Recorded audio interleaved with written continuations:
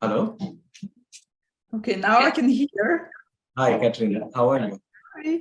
Yeah, very good. Thank you. Can I share my screen or not? Yes, of course. You Okay. can. Okay. So we will begin in like 2 minutes exact. Nice to have you for this guest lecture. Thank you. Thank you for having me. So the people who are joining, they're studying with you, right? Or we have a mix here. I'm going to ask, I'm standing here looking pretty. I'm going to ask who is watching right now. Guys, can you put in the chat your name and what you study? I'm going to get acquainted with the audience who is here meanwhile. I think that would be nice. Because I can't see you guys and I can't hear you. So, but I would love to kind of understand who is going to watch this little session. At the moment, we have like 13 people. We have students like this is live as well. So many people will hear you. Ah, okay. And we are excited to know about your story, like how you became successful as a jewelry blogger. Like the entire industry knows you. And we have Mr. Surya. He's the Southern IIG South head. I am the head of faculty over here. I work here. And we have Mr. Rahul Desai as well. So he's the director of IIG. Yes, fantastic. Thank you so much for having me.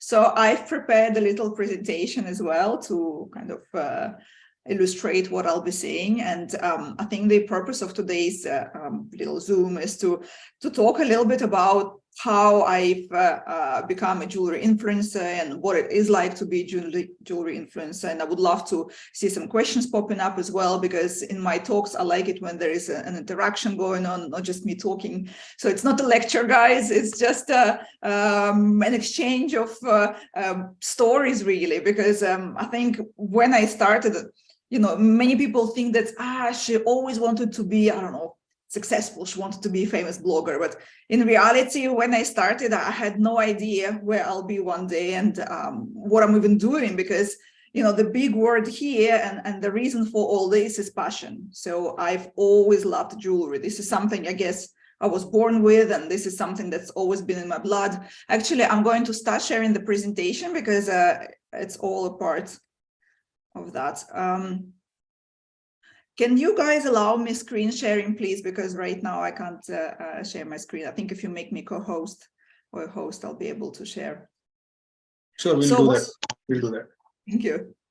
So what I was saying that, it all started with a passion for jewelry, and I've been in the jewelry industry for, I think, over 13 years now. And my background is retail. So like maybe some of you, I've been working in retail and management in different companies like Tiffany & Co, Asprey, Bogosan, Chaumet. So they're all big brands. And I come from retail background, from sales. And I remember the reason why I started writing is that when I would have clients, they'll come and ask, so how many carats is in this ring and what is the price? And I always wanted to explain that, guys, it's not just about the carat weight, and the price doesn't just reflect the carat weight or gold or diamonds. There's so much more that goes behind the scenes. There is craftsmanship, there is originality of the ideas, there is techniques, materials. There's so much more that contributes to the price, that I felt that I guess there is lack of education about this aspect. When I started, by the way, it's been 10 years now. So this year I'm celebrating 10-year anniversary of writing about jewelry. So 10 years ago, trust me, everything was very different. Retail was different. Blogging didn't really exist. Instagram, forget it. Instagram appeared in 2010, and I started writing and using Instagram in 2012. So it was a relatively new tool. And for the jewelry industry, it was unheard of pretty much. Nowadays you go on Instagram and all brands are there, but in the past it wasn't the case. So let me see if I can share. Okay, so, all right. And guys, I'm gonna keep the chat open because I would love to see if there is any questions on the go, any comments. As I said, I love to have a conversation. So, okay. So I'll just say a little bit about passion for jewelry, how I started, and I want to explain also what I've achieved and how I achieved this success. So who am I, right? Who is Katerina Perez? I guess some of you follow me on Instagram, maybe some of you read my website, but there is so much more that goes on behind the scene. There is so much more to the work I do, because I haven't started from just posting pictures on Instagram. My background, as I just explained, so many years in retail, customer facing. I've done a gemology course, so I've completed a GMA course for the colored gemstones. Well, there were some diamonds as well, but primarily the colored stones. I've done different events. So there is a big combination of knowledge and skill here, which I've put together to create something which 10 years didn't really exist.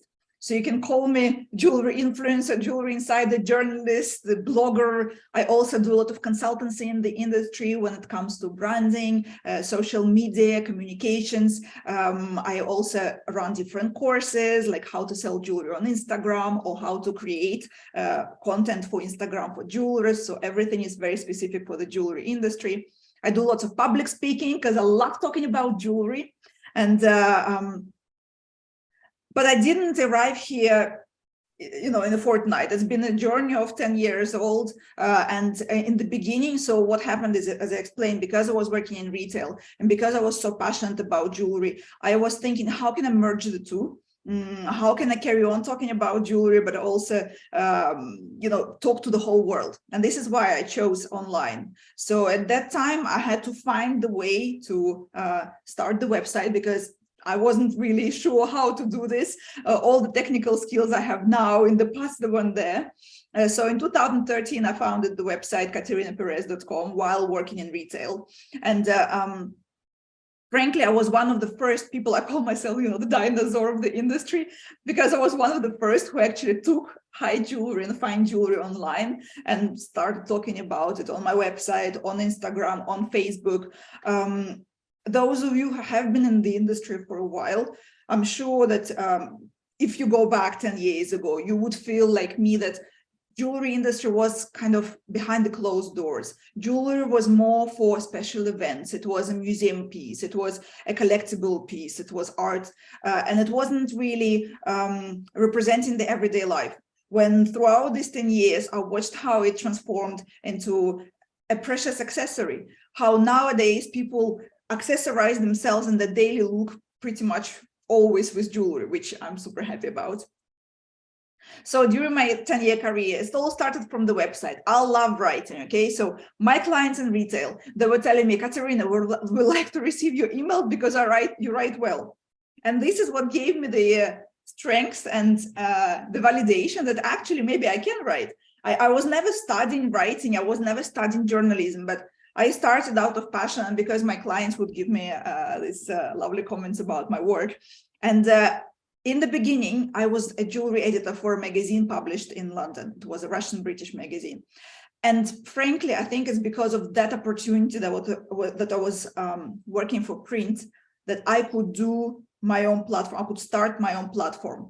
Because frankly, at that time, 10 years ago, if I would want to go to a jewelry presentation and see the collection, I wasn't welcome if I was writing online or if I was doing Instagram. No one really knew what is this Instagram 10 years ago, especially if we talk about big brands who would have their yearly presentations. Like I wouldn't be able to get there. So thanks to this transition from print, from magazine to online, I could actually get access to jewelry. I could start writing. I could start building content for my website. And to be honest, it took me 2 years to build something of value, build something substantial. When you start something new and something which hasn't been done before, of course you doubt yourself. Of course you don't know if anyone wants it. Of course you're not sure which tools to use, because at my time there was no guidance. No one could tell me what to do and how to do it and how to reach any result. I think one thing that really helped me is and my intuition. It was following my heart. It was doing things out of passion. If we talk very honestly here, nowadays we are used to bloggers charging for their work, but in the past it wasn't the case. Blogging initially was something you do at your recreational time. So how could I sustain my blog and my Instagram and travel and do things like that and without any income? Because at that time I wasn't, I wasn't doing any collaborations. It wasn't the culture of blogging.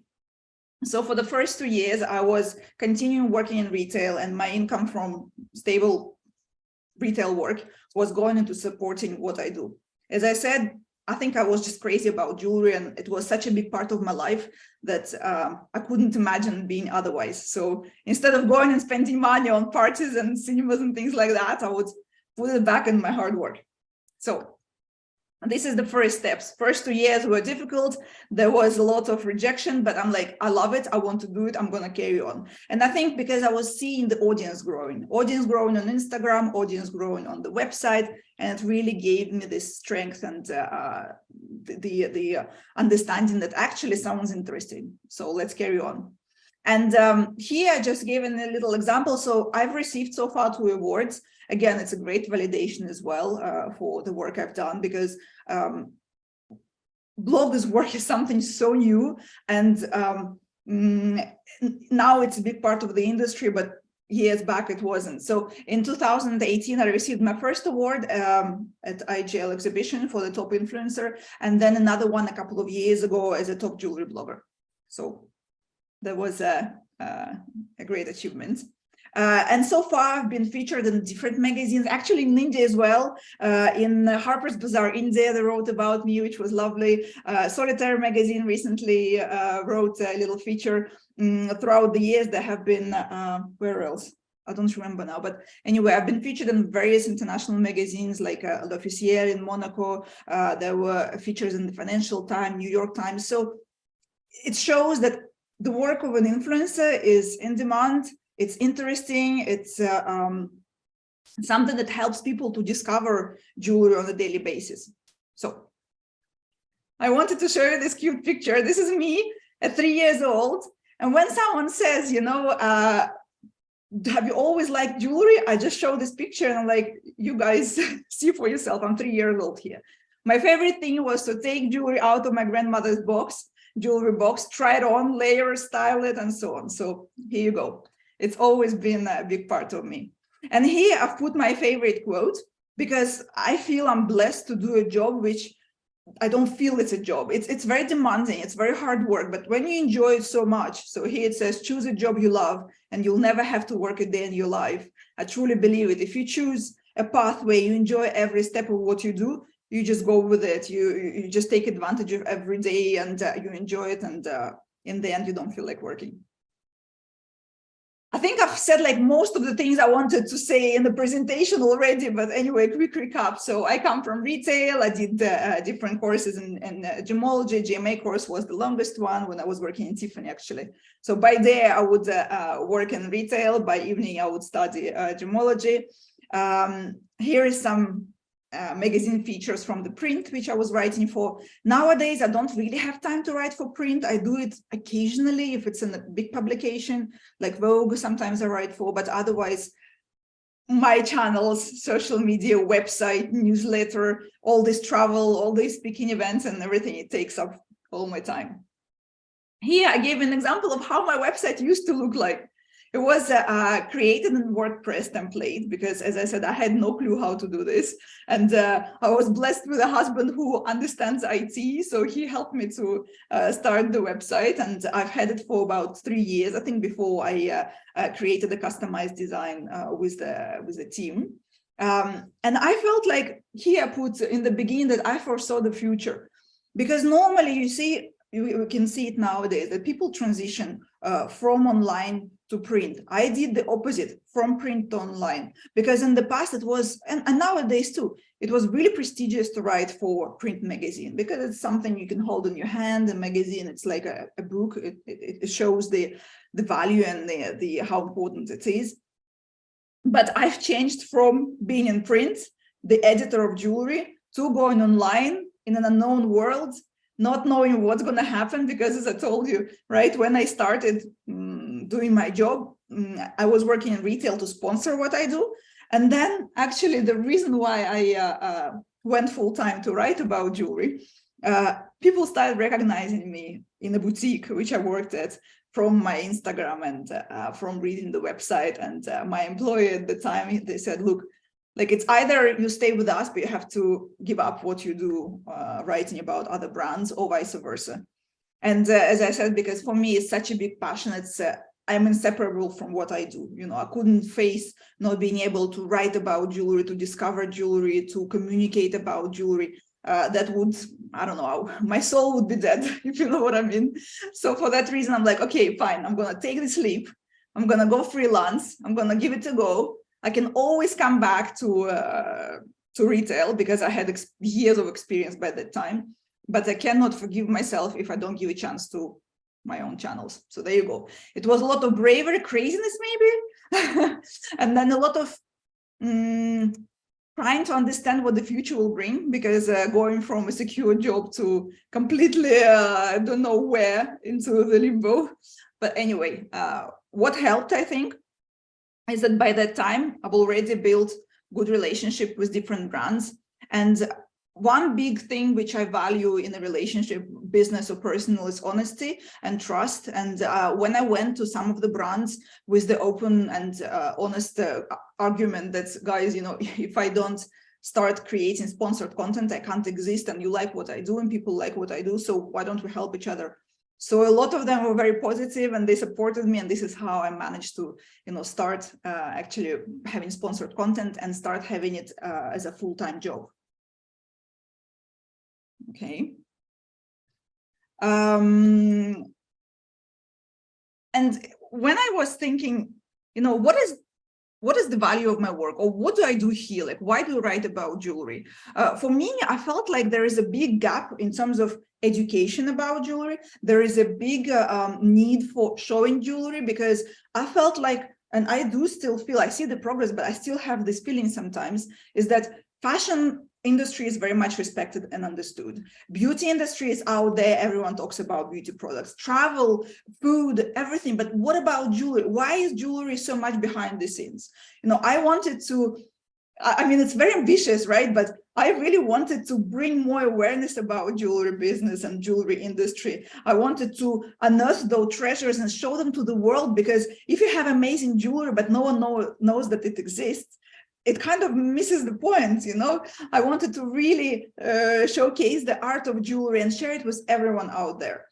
And to be honest with you, I feel like 10 years later, now looking back, my work paid off, because nowadays you can see that there is a lot of jewelry online, on Instagram, on the websites, in magazines. And I would love to believe that partly that's because of work of myself and other bloggers, people who actually had the courage to dive into a subject which was so, in a way, taboo. You wouldn't talk much about jewelry, or where the stones are mined, and who supplies what, and how does the creative process happen, and all the details which kind of were secret. I wanted to bring them out and talk about them. So I felt that education is missing.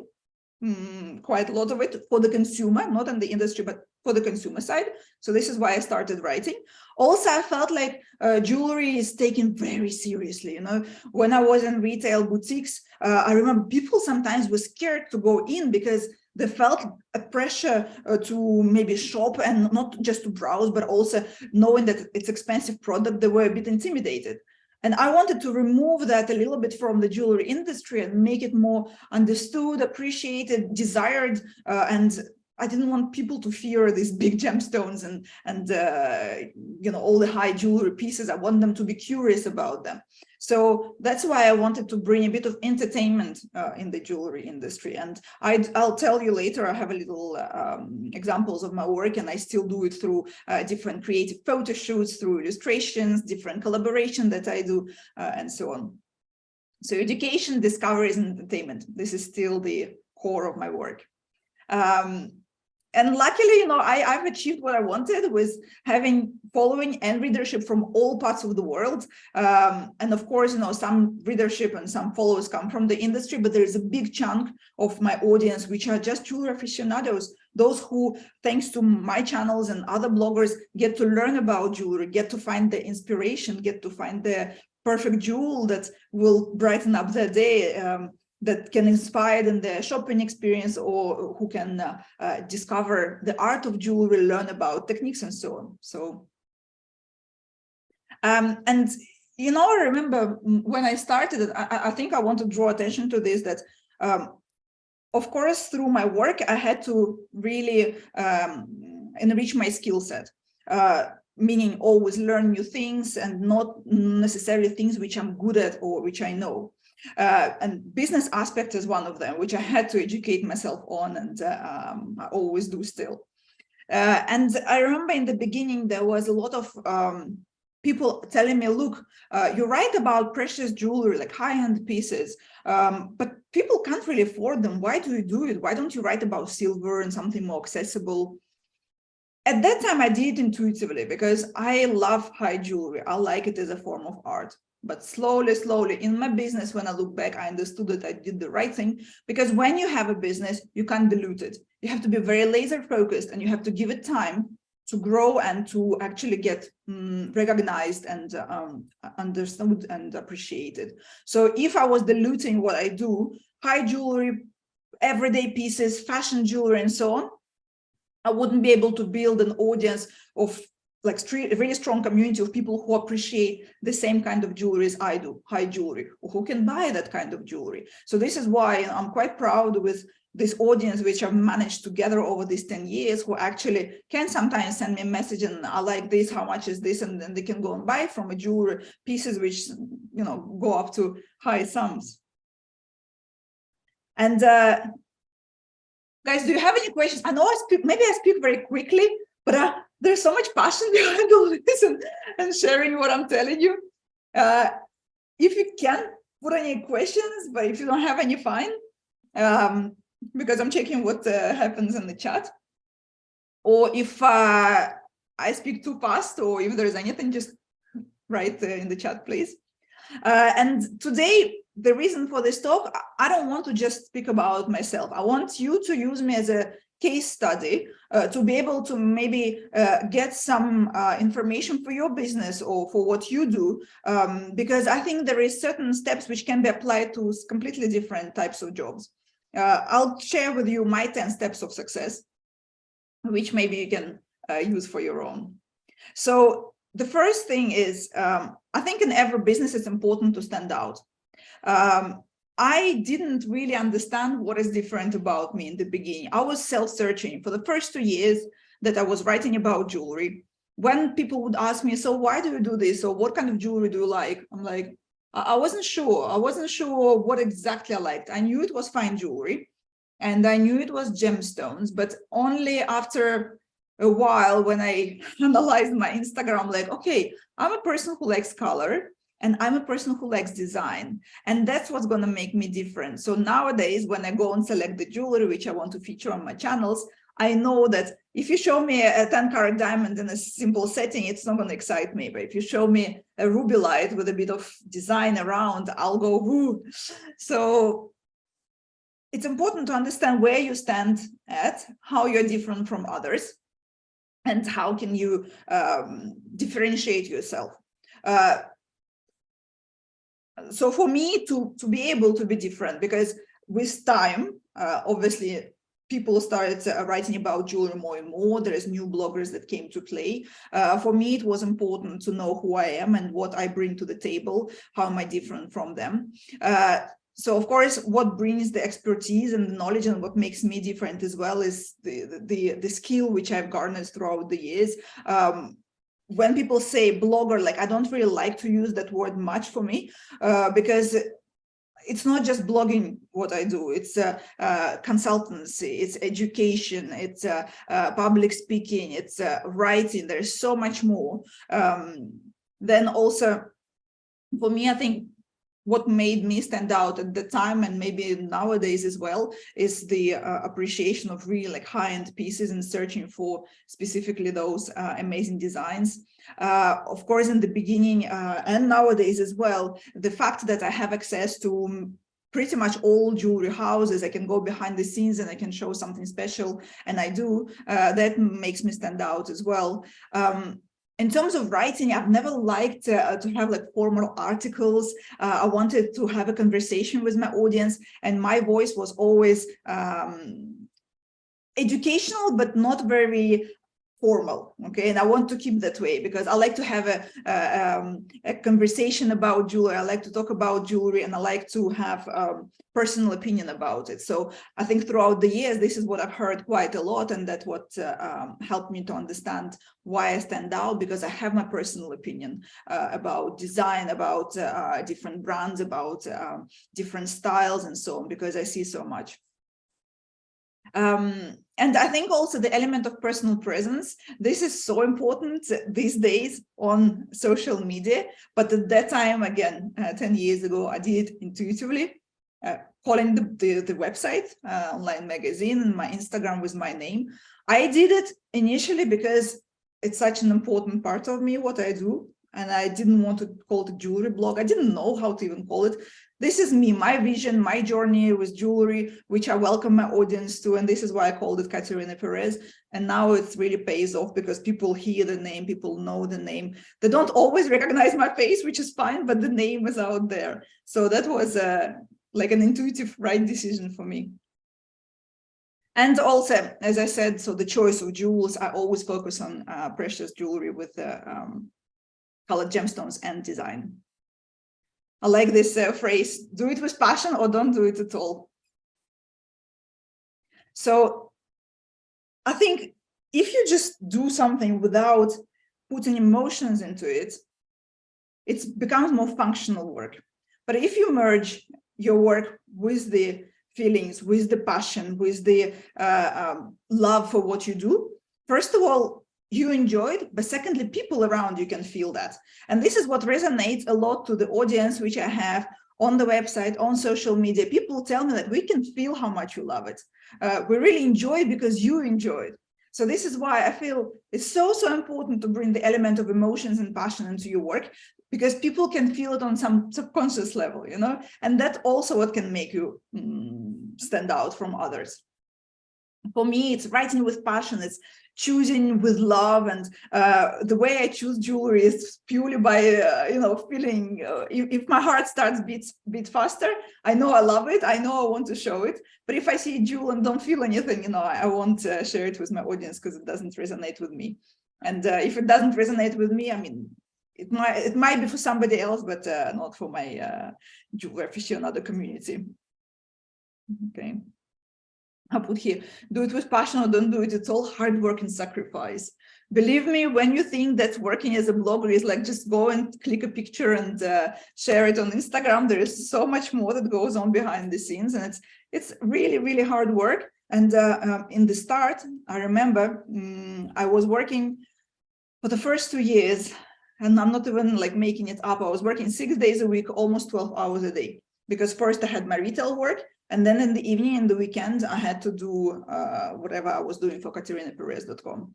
And I personally am not a believer in easy results. Sometimes you can get easy result, but can you retain that result? Because this is what's important in work, not just to achieve a level, but also maintain it, be consistent with it. And this is the hardest work. Okay. As I said, I think what made me stand out and what helps in any kind of business is to unleash your creativity, to be a little bit different. Here's one of the first shoots I did many years ago. I tend to do all these creative shoots. I like to collaborate with artists. I like to merge jewelry with other form of arts like illustration, photography, sometimes even, I don't know, I've done, I'm gonna show you. I've done a pillow with a designer from Ukraine. You see, for the new year with jewelry. This is just something fun for the year of the rabbit, you know, and why not? Who would have thought to do that? But why not? I wanted to do it and it was fun. And it's a giveaway to some of my followers on Instagram and to some of the clients of the designer, Makova designer. Here is a collaboration I've done with Illustrator where we merged illustrations. So he did the drawings and we added some jewels to this. This is a photography editorial which I've done with a friend of mine in London. This is just something to create fun content, right? As I said, just doing a pretty picture is not enough. For me, there has to be an element of surprise, an element of something maybe daring and unexpected. There was this also interesting collaboration here. look, when you see something like this, it's very strong, you won't forget. Here, I wanted to show that jewelry is in my heart, jewelry is always on my mind, and jewelry runs through my veins. This is how I feel, and art helps me to express my feelings. So this is a collaboration I've done with a friend of mine who really helped me to express how I feel about jewelry. Do you have any questions? How was the Geneva show? Okay, let's talk about Geneva show in a minute. We have maybe like 10 minutes of the presentation, and then I'll answer these questions. Now, this is something I've always felt very strongly about, that quality is more important than quantity. Why am I saying that? For example, for me, it's never been a goal to have, I don't know, 1 million followers. For me, it was all about having the right audience, the quality audience who are passionate about jewelry like myself. And if we talk about, I don't know, retail and jewelers who try to sell their jewelry on a daily basis, I always felt when I was in retail that I'd better have 10 clients, but those who are really connected with me, with clients who I have relationship with, clients who would come back to me for advice, for new purchase and so on, rather than I'd be dealing with 20 people who come through the door just to browse. So it's all about building relationship and providing quality. So what do I do to provide quality in my work? First of all, of course, it's the investment into photographers, into content editors, editors of written and visual content. So I work with a big team. There's 10 of us. When people think it's just me, no, there's 10 people who help me run website, Instagram, newsletter, and all the technical aspects behind. For me, I've always felt that I can't take a quick picture. I can't take just a little video. If it's not perfect in my eyes, if it's blurry, if the colors don't look right, I'd never share it. So I think by constantly focusing on quality, I not only gained this audience of people who also appreciate quality, but also I've gained trust of brands who come to me for advertisement and for talking about jewelry and their brands. Those who sometimes only would work with me because they appreciate the effort and the quality I provide. So quality is hard work, but it pays off. What else did I put? Investing in my team. Yeah, that's one of the reasons why I'm here, is because I have a team who loyal, dedicated, they're also passionate about what they do. And I make sure that they get the right training, that they're happy, that they're knowledgeable about all aspects of work, and that I'm available for them if they have questions and so on. So it's important to have this very positive and family style relationship in the team. Okay, I put here that I've never bought followers on Instagram. Unfortunately, years ago, it was a practice where it was normal almost for a blogger to buy followers and likes and so on. Nowadays, Instagram is more obviously advanced, and it's easy to see who is doing the the honest running of Instagram and who's not. But at the time, there was a trend.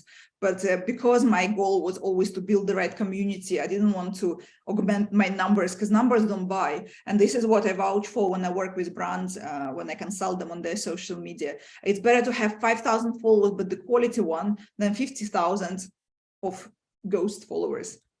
Okay. For me, also talking about quality, when we talk about business, I always prefer to have a long-term collaboration and long-term relationship. For me, brands and designers and people who I work with, it's not a transaction. I don't want to take money for a post. It's not the case. We build a relationship, we build something together. I like the word collaboration because I do my input and they do theirs, and together we create something interesting, fun, engaging, educational, and so on. So, and because of this approach, some companies work with me pretty much from day one when I went freelance. Okay. And also, well, I'm sure you agree that it's always important to not rest on the laurels. And even though people tell me, oh, you're so successful and everyone knows you and so on, for me, it's not the reason to kind of stop and just enjoy the moment and do nothing. By nature, I'm very curious. By nature, I love knowledge and I love to expand my skill. If I don't learn something, I just don't feel like I'm progressing or like I'm living my life to the full. So for me, it was always important to improve the quality of the work, the quality of my knowledge, the breadth of my knowledge, and so on. So when we talk about what you can do for your business, one thing which I've been working on a lot, because I'm like an octopus, you know, on a daily basis, I do like so many things. A few years ago, I was thinking, how can I improve my productivity? Guys, can you put in chat, have you ever thought about, or maybe you're already practicing some productivity skills or some tricks? Have you thought about how can you be more productive at your work, at your life, at your daily life? What is this you can do to make it better in terms of making processes faster or automating something, or maybe improving, I don't know, your work-life balance and so on? Is this an important subject? Because if it's not yet, imagine I'm the future you. I think I would have told you, you know, guys, think of your productivity, of your planning, plan in advance. For me, this is number one, because again, there's so much going on that if I don't have my full schedule for the next 6 months in terms of travels and exhibitions, if I don't have a real a detailed schedule for the features to come out or for the posts to come out, because there's so many people who are in the team, it will become all a mess. So that's why planning is the key. This one, focus when I'm at work. Focus is another thing which is very hard to retain, especially if you have messengers, you have emails, you have people calling you. And for me, I build my day is that, for example, everyone in my team knows that between 6 in the morning when I start working and midday, I'm doing my work, I'm not available, or 11 maybe, okay, 6 and 11. And then I can start responding. And the same I do with with the calls and so on. So the majority of people who communicate with me, they know that before 11, Katerina has her time to work so I can focus. Okay. Learn how to effectively manage team and delegate tasks. Okay, this is again something which is important and always in progress. And for me, I think what was important is to have the right people in the team, to outsource the employees, because there is so much that needs to be done in the blogging world. And yes, I can do it all, but I'm one person, so I can't do 10 things at a time. So I had to outsource a lot.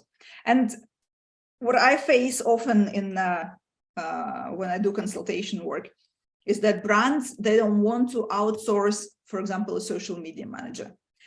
Or a designer, right? Maybe they don't have the budget, or maybe they feel like they can do it all. But the key thing to remember, if you're a jewelry designer, your job is to design. You are not a social media manager. You will be doing something which you're not 100% proficient at, and you'll be kind of wasting your time. Instead of putting all this time and effort into design, you'll just end up doing something which is not really related to you, and it doesn't make sense. So, great team. As I said, this is again part of your success. That was part of my success, to have the right people. And I always felt like I didn't want to employ just people with the skills. I wanted to employ people with passion, and actually it turned out to be the right choice, because I can train people. But if they come to work and they do functional work without the passion like I do, it doesn't work for me, basically. Consistency is number 6 on my list. As I said, especially because in the past you could buy all these followers and create these numbers out of the blue. It would have been easy to create this account that has or readership on the website that has the illusion of being very popular with so many people who read you. But how would you retain that that audience, and how would you retain the quality of work? So for me, consistency is always number 1 in what I do, not just to achieve something, but also continue with the same level. I put here, if you are persistent, you will get it, but if you're consistent, you will keep it. So there you go. Quote of the day. Okay. Here, I don't know if it's interesting. What does consistency mean to me is that publishing regularly, Right now, I publish a newsletter twice a month, articles. We publish 3 articles a week. If it comes to Instagram, we publish like twice a day, sometimes 3 times a day, but mostly like 1 to 2 times a day. And why am I so focused on consistency? Because for me, this is reliability. People can rely on me providing content that they want. I feel responsible in front of my audience. If they're there, all these 400,000 people following me, I can't let them down by posting whenever I feel like, because I know that every day they want to come to Instagram and see what's new or what's so beautiful, what Katerina has unearthed. The same with the articles. If I start posting, writing article whenever I feel like once a month, then where is that reliability? People will think that I'm not serious about my work. So for me, consistency is a reflection of reliability and how seriously you take what you do. Maintaining quality throughout all platforms. I have certain branding elements that I introduce in everything I do, in newsletter, in the website, and social media. I try to use, well, I don't try, I use only high quality photos, let it be my photos or the photos that brand provide, to make sure that the image and the style of all the platforms is the same, okay? And as I said, my focus is only high jewelry, fine and high jewelry and gemstones, because this is what I like, this is what my audience likes, and I'm not going to change to other types of jewelry. And like immaculate look during every public appearance. Well, yeah, we can laugh about it, but actually, when you are a blogger, or if you're a designer, if you're on the forefront of your brand, you become a brand yourself. And you are the direct reflection of what you do. If I don't look good, if I don't know, my clothes are all, I don't know, creased, or they're not, the colors don't match, or maybe I have makeup which is all smeared, or I don't know, whatever. If something doesn't look good, this is direct reflection on my personal brand that I don't take care of it. And this is not the image I want to pass on. Okay. Here, put never-ending search for improvement. As I said, this is one of the important things in everyone's work. Why would you want to improve? Why do I want to improve? Of course, to have the audience which grows with me, which learns something new, or which sees different ways that I show the content in. I don't want to lose audience. So when you do something of quality, or when you improve your quality, or when you change the style of Instagram nowadays, it's all about reels, but I produce quality reels. It creates more interest, and what is this that Katerina is going to do next, and so on. Of course, constant improvement helps to be ahead of your competition, have a stronger relationship with the audience or with your clients. And then I want to constantly develop my business, look for new ways, what else I can do. And of course, for nowadays, as I said, I don't like to call myself a blogger. I'm a business person, and it's normal that I want to look for new ways of revenue, because I have a big responsibility in front of my team, my family, that I need to produce every month, to be able to take care of them all. Okay. Trends are very important, and here I'm not talking just about blogging. Trends are important and everything. That's why jewelers are always keeping their finger on the pulse of what's going on with the trends, what's coming up, what are people searching for. Personal brand I already talk about a little bit. Okay.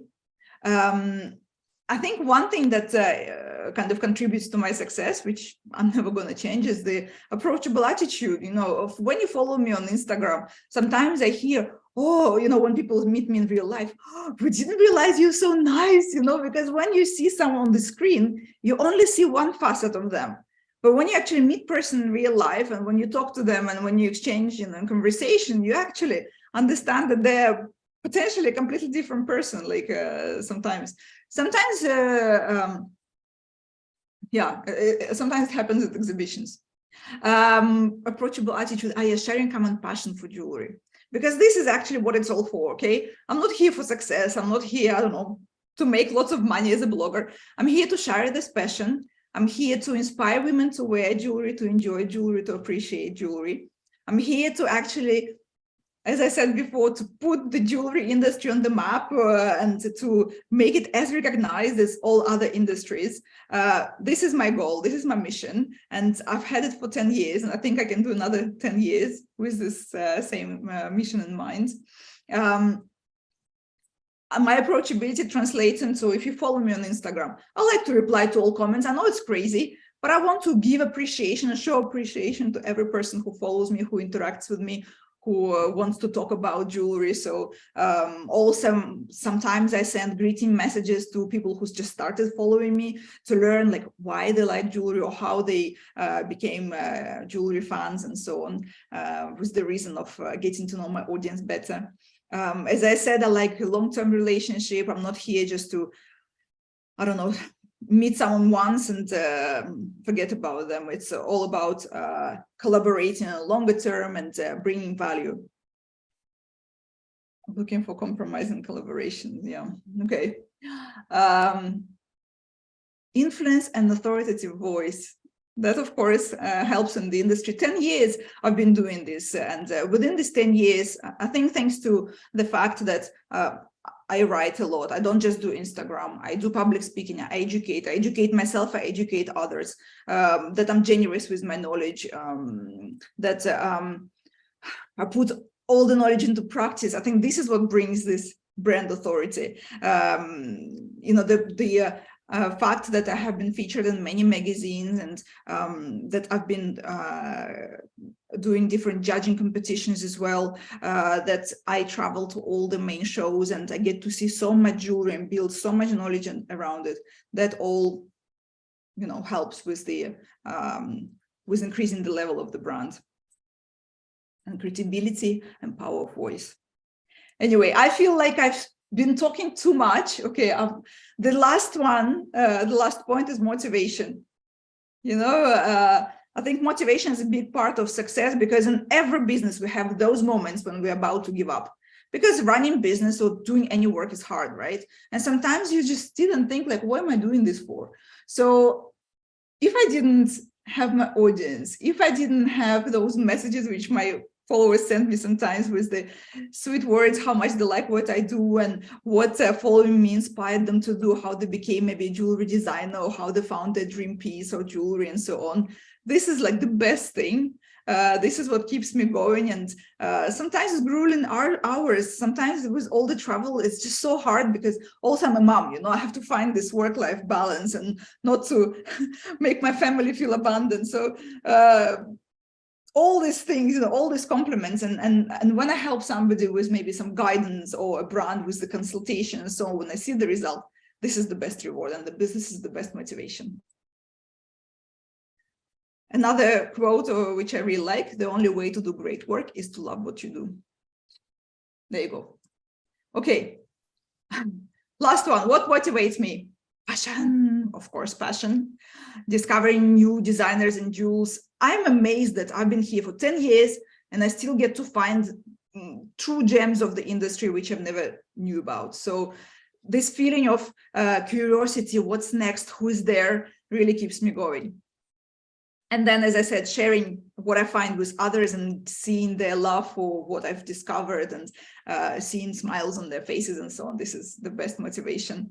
I do what I do because I personally enjoy it. And as I said, this is blogging and writing about jewelry, discovering jewelry, going to exhibitions, meeting people. This is all a big part of me. This is what really motivates me. And positive feedback. Best reward. What motivates you in your work? Think about it. I mean, I'm not going to ask you to put it in the chat. I wanted to initially. Maybe you can send me a direct message and I would love to learn a bit more about you, because I've been talking here for an hour. I have no idea about you guys, so I'd love to see who's joined this talk. Thank you all. And now I'm going to answer your questions. And I hope you enjoyed it. And I know it was maybe a lot of information packed in this 1 hour, but trust me, within 10 years, there's so much knowledge and so much information, which I wanted to share that, well, I tried to be quick. So. Hi, good evening. Hi. Nice to meet you. I'm a big fan. I'm following you on Instagram since I Ah, started studying jewelry designing, or when I started thinking about jewelry designing. Uh, amazing.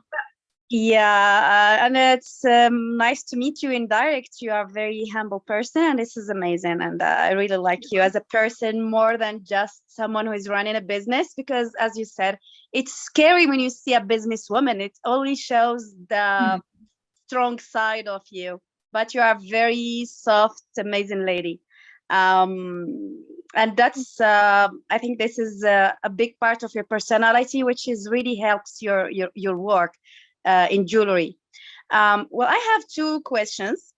Mhm. uh, Being uh, that kind and um, very feminine, how can you be a strong leader to make your business grow and to have a very strong business?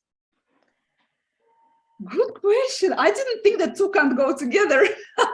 Yeah, it's I think, hard to go together because I mean, in Middle East, you when you get out of the house and you go to your job or you want to Mhm. start a business, you have to show the world that, oh well, I'm masculine. So you take Ah, off your feminism and your female feelings and everything with your pajama at home. So and you mm. have to become a man to run your business or to start your business, or you just to say yes or no for something.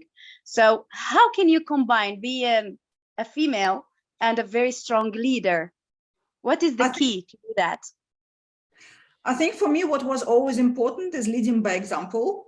Um, being passionate about what I do and never settling for less. So in my work with my team, they know that I work towards goals. So this is why we have planning, we have budgets, we have like a proper business. And I'm always Yeah, on the ball. I'm always there. I'm working more than anyone else. I'm not a leader who would be like making the team work and I'll be just like enjoying the results. Um, yeah, I think being feminine really can go together with a strong personality. I think when you have a very strong vision. So for me, I know my goal, right? I know my vision, I know my mission, and nothing can yeah, stop me on the way. So I know when I can say no. There's nothing wrong about saying no. I know my strengths. This is very important. When you know what makes you different, what makes you a strong competition, maybe in your business. When you Oh my God, I never thought about that, like no one ever asked me that question. I think femininity doesn't mean that you can't be strong. I think it just adds a little bit to having a strong. Look, I think maybe because I'm a Taurus and I'm very stubborn and I'm very determined. Um, yeah. Being stubborn and determined for in Middle East, it means, oh wow, you are a man, you're not a lady. So that's how it's it's different in culture. uh-huh. And well, I have to learn from you this part. Excuse me, um being feminine and being a woman, also knowing what you want. That's if you know yeah, what you want, that's yeah, make you less when feminine. we yeah in here you have to hide that part of you. It's Mhm. you can't show it to in public. um Huh. so sorry for confusing you, but the the second question will be what are the skills that are needed to be a leader, not a boss, a leader, because the word boss, it's not a good thing. How to be a leader, because when you are leader, your team is respecting you and love you, not that doing his job because he wanted salary at the end of the month or Mhm. based on the results. So what is the skills needed? what what should I learn to be a leader? Or this is should be just a part of my personality, or something that I have to work on to have? I think in my mind, being a leader is seeing, for example, for me, I don't see me as a leader. I see the whole team as working together. I think it's togetherness. For me, this is togetherness, having a very clear vision, understanding the direction where you want to go so you can direct the rest of your team with you, giving them a little bit of freedom, or maybe even a lot of freedom. Give them freedom, but check. Having solid knowledge of what you do, so that they can come to you anytime. For me, you see, this is why no matter what I do in my team, I know everything. I know things like writing, editing, translating, photographing, taking videos, editing videos. I have the understanding of, I don't know, newsletter, technical part, creative part, everything. I can't do it all because I'm one person, but at the same time, I know exactly what happens behind the scenes with them. And I know how to trust but check. Okay. Thank you so much. And I don't know if I am allowed to ask a third question. You can always even DM me. You know, you ask me very interesting questions which I didn't think about. Oh, thank you. Thank you so much. Can I ask a third question, or I'm taking a lot of time of others? I mean, is there anyone else who wanted to ask something? Yeah. Okay. So if you go back in time, when the blog of Katerina Perez started, you just started thinking about it. What will you change, and what will you add, or what skill you feel like, oh, if I had this, I will achieve my goals earlier? What will you add if you go back in time? Honestly, nothing at all. Because I was going slow, I was learning so much on the go. You know, in my life as a personality, I never like to push things. I never like to accelerate things. I go with the intuition, with the right pace for me, because it was important for me to go through the transition. It was important for me to go through all the hardships to really form the personality and the leadership skills that I have now, or to really build something. Because when you're in a rush, sometimes often you can make wrong decisions. You don't think deep. For me, I will be very honest, nothing. I wouldn't change anything. I would go through everything I've been through. I would make all the same mistakes, and I would go with the same pace. Like, I don't believe in fast results. I just, as I said, it's easy to go fast and to get the results if you have budgets and things like that, but how do you retain it? For me, I was always thinking, how do I retain the quality of my work? How do I retain the staff, the number of people that I have? How do I retain the returning, customers, my clients who come for advertisement and so on? So yeah, nothing. Thank you so much. That was amazing. Thank you so much for being that honest. Thank you. And it was a very amazing lecture, actually. I will study everything that you have said. I took notes. It was amazing. Thank you so much. Oh, thank you so much. Okay, we have a question. Okay, so Raul, my question is, how important is the product knowledge while showcasing all the beautiful jewelry? Good one. Should all designs and influencers should get gemstone education as well? All right. So jewelry, I'll say yes right away. If I didn't have the knowledge, I wouldn't be here, because in jewelry, it's not just about, oh, look at the pretty thing, right? Oh, it sparkles. In fashion, I can put something nice on, I can twirl around, there you go. My job is done. If I know how to put colors together or what suits my style, I'm good. With jewelry, you really have to understand what you're looking at to be able to communicate about it. For me, as I said, my goal and my role here is also to educate. And how can I educate if I don't have the depth of knowledge? Thanks to those years in retail and working with clients, thanks to my gem knowledge, not did it only give me the substance and the skill I need, but also inspiration. Because when you learn about jewelry, oh my God, I need to talk about it because this is something people might not know about and it's important. Or, even now, whenever I go to see jewelers, gem dealers, why is it so fascinating to me? Because I learn every day. Like when I talk to them, I'm a gemologist by education, but guys, that was many years ago. Do you think I remember everything? Of course not. So when I go to see gem dealers or jewelers, I learn so much on the go. And this is actually what sparks my ideas very often for the articles, for posts, and so on. And yeah, Raul, the answer is you absolutely have to know, well, at least the bare minimum. Otherwise, you'll be just a flaky blogger. Oh, look at the pretty things. Thank you, Katerina, for answering the question. And You're welcome. today's my take is like the pace. You know, everyone has their own pace. So all the students and all the jewelers, all the influencers, they have to understand. So very nice take. Thank you. Yeah, unfortunately nowadays, I think it's also because the work of an influencer is more understood and more kind of recognized nowadays. New people who come on the in the industry, they just want to, oh, let's do collaborations, and you know, I said no. You like when you start, you have to give it time. First, you have to prove that you're worth something. Yeah, you can't just like start charging brands for, oh, I have so many followers and so on. It's not just about number of followers, right? It's about what value do you bring to the table? How are you different from others? And what's so interesting about you? So yeah, I don't believe in fast things. So thank you. There is another, shall I answer another question? I think you sent me one more. Oh no, hold on. It's a duplicate. Okay.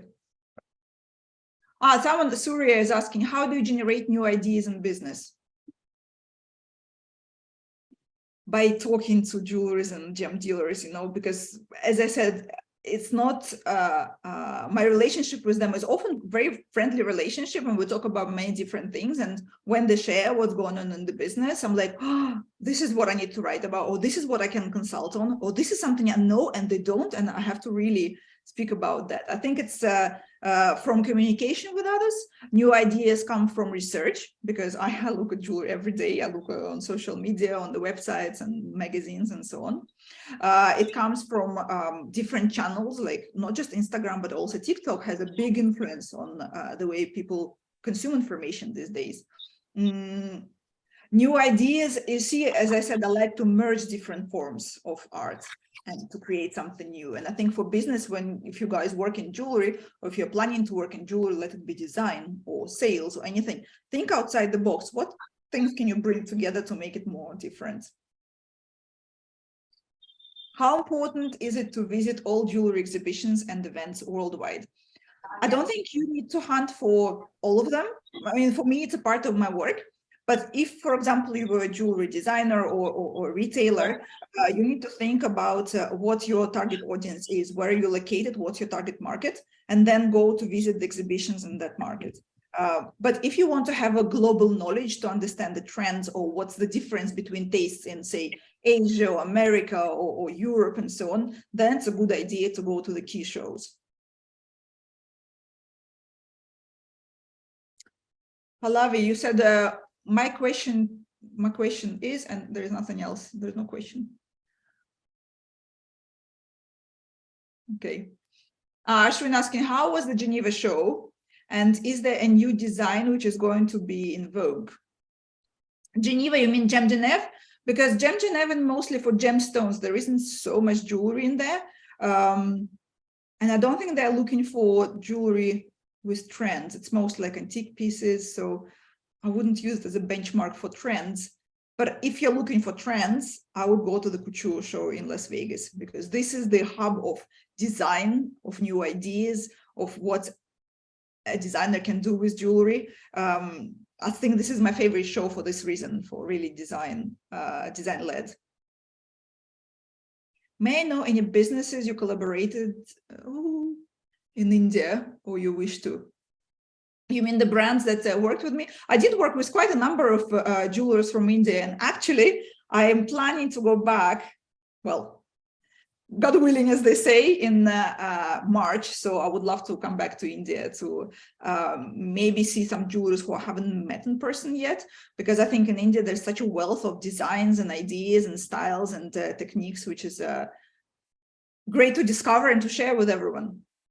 And also to go to see the, I'm hoping that this year I can experience the Holi festival. You know, for those who live in Rajasthan, it's a normal thing, but for me as a person from outside, it's super exciting. How to be a good consultant, how to start it. Start with the knowledge. So for me, I didn't decide to be a consultant because I thought, oh, it's a great revenue stream. what happened is, because as I said, I'm genuinely very curious, and I'm a person who always puts knowledge into practice, tests it, and then sees the results. For me, the consultancy is mostly in the areas which I'm proficient at: branding, communications, social media. I never try to say, oh, I'm a consultant, so why don't I tell you about design?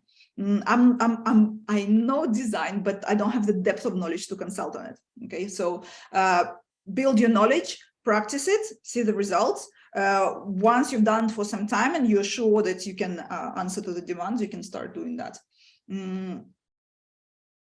As judge, was looking for in jewelry design competition. New ideas, the quality of the finished product, how original it is, techniques. What else? For me, what's important in design is balance. When design is balanced, for example, I mean, it's a silly example, but just to let you know. So if for example, these parts of the earrings were two huge pieces, that would look unbalanced, because that would look like a big chunk of earring. How people merge colors together, how do they choose the gemstone? Do they have balance in the pavé setting? Is it like, how do you explain balance? It's proportions, maybe. So the proportions in the design, the contrast between elements. Like, I personally think it looks very interesting when you have a shiny gemstone with some maybe not always polished gold, but sometimes sandblasted or matte gold, to create this really cool effect of contrast between the shiny and the matte, and so on. Okay. And for Dubai too, may I know any businesses you collaborated or you wish to? Guys, I honestly, I mean, for me, I would love to give you some names, but when I work with the clients, it's kind of confidentiality agreement, so I can't disclose the names. But it's the jewelers who have more higher end pieces. So of course, me as a person, I like some everyday designs, and I wear everyday designs and I appreciate them as well. But in my work, I want to look into detail and I want to show like the high-end jewelry. So how the Indian designs are different from the world designs, and what you like the most? I think we all have to agree that in India, you like big stones and big volume of jewelry. Okay, so this is one of the features which really differentiates Indian jewelry, is the volume. Let it be necklaces or earrings. I think, of course, the techniques, the traditional techniques like polka diamonds. Well, enamel is kind of more a global thing, but sculptured gold, maybe. I know, I don't know how to correctly call it when you have really sculptured design with gold. I think what makes jewelry in India different is that you wear a lot of parure. In Europe, you won't see much jewelry together. Sometimes earrings and necklaces don't match because this is the trend. What else? Maybe color, although color, hold on.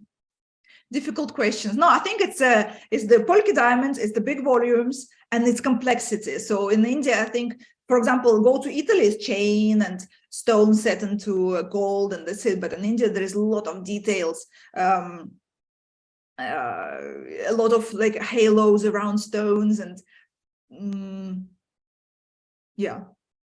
I need to go back and review the jewels, and then I'll give you a better answer.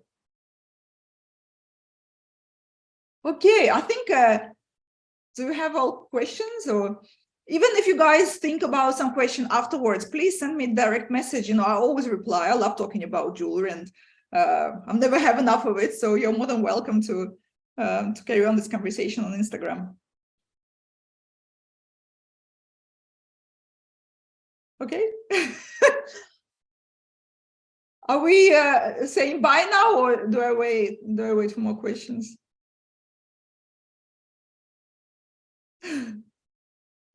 Hello, anyone? So you could say that workmanship is more refined in India. Look, as in every country, it more depends on the producer. some designs which I've seen, not just in India, but anywhere, in China, in Europe, everywhere. Some of them can be super high-end, very neat with a lot of attention to details, and other can be chunky, not so balanced, and maybe the setting is not perfect, and so on. So I don't think it's a question of where the jewelry is made, it's the question of who is it made by. Hi, Rahul. I was like, what are you? Oh, sound done. It's an interesting session, actually. Thank you, Katerina. So which is your best? I think you must have touched and wore all the best of the best world jewelry. So what was your best piece you wore so far? It's like, what's your favorite child, you know? Best piece. Look, no, I can't highlight one.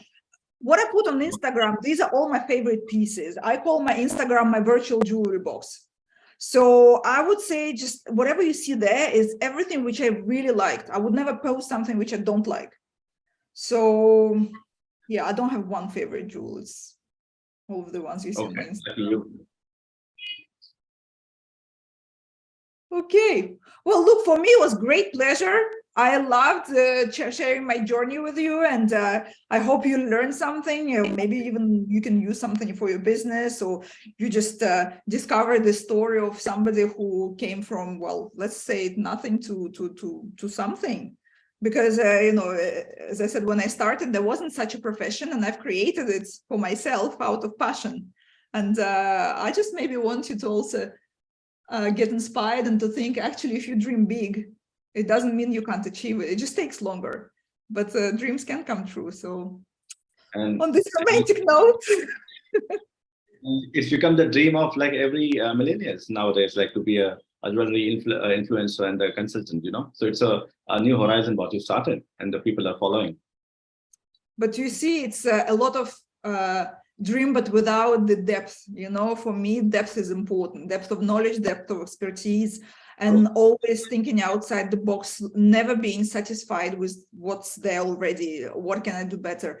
You know, I feel that not everyone has this approach. It's just, I guess, depends on the passion. The passion which you can see in your eyes is very different. Yes, for sure. Yeah. Oh, thank you. Perfect. Well, I think Ashwin is there. I think he'll be giving the vote of thanks. Ashwin.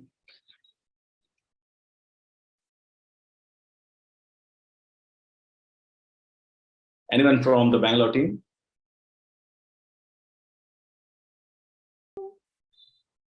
Hi, ma'am. Thank you. Thank you very much for the session, and everyone loved it. Thank you so much. Thank you. Thank you. So everyone have a good day, and thank you for being here with me. And I'll see you, I guess, on my Instagram and so on. Okay. And we are here to welcome you in March. Please visit us. Thank you. Once it's all set, we'll be in. Yeah, we'll get in touch. Sure. Have a nice day. Thank you. Take care. Bye. Bye, everyone.